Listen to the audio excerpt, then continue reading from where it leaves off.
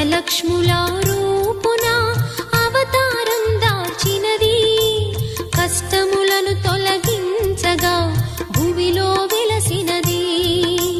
లక్ష్మీదేవి కథ, శ్రీ లక్ష్మీదేవి కథ. లక్ష్మీదేవి కథ, శ్రీ లక్ష్మీదేవి కథ.